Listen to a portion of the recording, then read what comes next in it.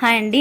మనం ఈరోజు ఈ వీడియోలో స్క్వేర్స్ 30 వరకు స్క్వేర్స్ ఈజీగా ఏ విధంగా గుర్తుంచుకోవాలో మనం ఇక్కడ చూద్దాం.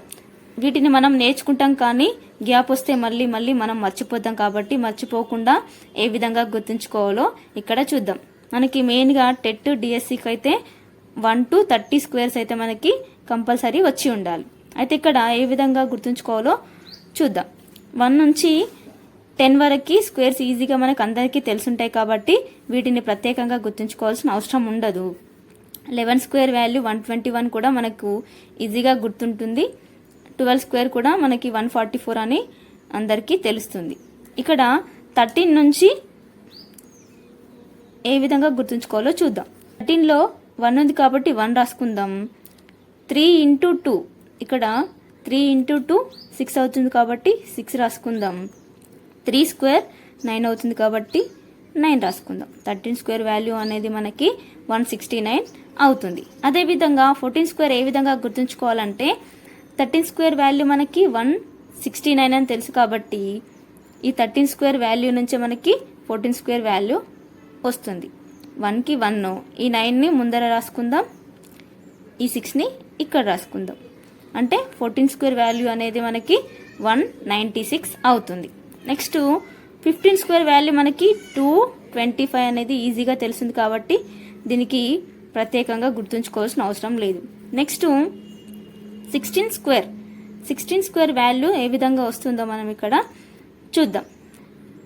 15 స్క్వేర్లో ఇక్కడ 25 ఉంది కదా, ఈ 25ని ఫస్ట్ ఇక్కడ రాసుకుందాం.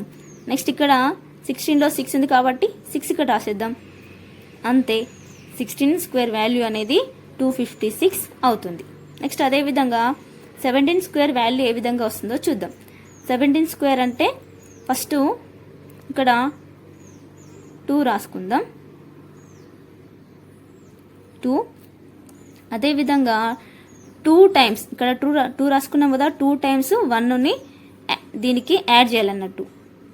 1 + 7 1 + 7 8 అవుతుంది. అదేవిధంగా ఇంకోసారి కూడా 1ని యాడ్ చేయాలి, ఈ 8కి యాడ్ చేయాలన్నట్టు. 8 + 1 9 అవుతుంది.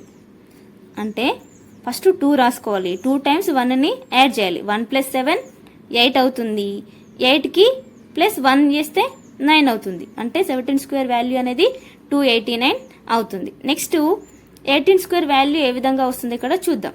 18 స్క్వేర్ వాల్యూ 1 + 2 3 తీసుకుందాం.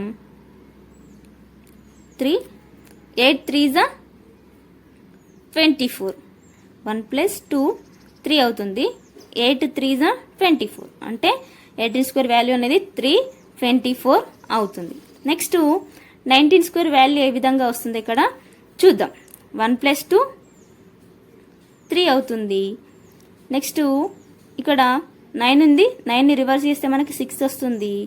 1కి 1 రాసుకోవాలి. అంటే 19 స్క్వేర్ వాల్యూ అనేది 361 అవుతుంది. 20 స్క్వేర్ వాల్యూ 400, ఇది ఈజీగా తెలుస్తుంది. నెక్స్ట్ 21 స్క్వేర్ వాల్యూ చూద్దాం. 2ని 2 టైమ్స్ స్క్వేర్ చేయాలి. 2 స్క్వేర్ 4, 2 స్క్వేర్ 4, 1 స్క్వేర్ అంటే 1, 441 అనేది ఆన్సర్ వస్తుంది. 21 స్క్వేర్ అంటే ఇక్కడ 29 స్క్వేర్, 1 + 9 10 వచ్చే విధంగా 1కి 9 యాడ్ చేస్తే 10 వస్తుంది, కాబట్టి 29. 21 స్క్వేర్ తీసుకుంటే 29 స్క్వేర్ తీసుకుందాం. ఇక్కడ 41 వచ్చింది కాబట్టి దీంట్లో కూడా లాస్ట్కి 41 వస్తుంది. 841 వస్తుంది. 29 square value 841, 441, 841. Next 22 square value 484 వస్తుంది. అదేవిధంగా 28 స్క్వేర్ వాల్యూ ఏ విధంగా గుర్తుంచుకోవాలంటే 784 వచ్చింది కాబట్టి ఇక్కడ 84 వస్తుంది. 484 784 వస్తుంది. అదేవిధంగా 23 స్క్వేర్ వాల్యూ 529 వస్తే 27 స్క్వేర్ వాల్యూ అనేది 729 అవుతుంది. అదేవిధంగా 24 స్క్వేర్ వాల్యూ అనేది మనకి 5 76 అయితే 26 స్క్వేర్ వాల్యూ 676 అవుతుంది. నెక్స్ట్ 25 స్క్వేర్ వాల్యూ మనకి 625 అనేది ఈజీగా తెలిసింది కాబట్టి ఇది అవసరం లేదు. నెక్స్ట్ 30 స్క్వేర్ వాల్యూ 900గా రాసుకోవచ్చు. అంటే ఇక్కడ 21 స్క్వేర్ నుంచి 30 స్క్వేర్ వరకు దేనికి ఏ వాల్యూ వస్తే మనకి ఈజీగా 21 స్క్వేర్, 29 స్క్వేర్, 22, 28, 23, 27, 24, 26 ఇలా 2 స్క్వేర్స్ నేర్చుకుంటే మనకు ఈజీగా ఇవి గుర్తుంటాయి. Okay, thank you.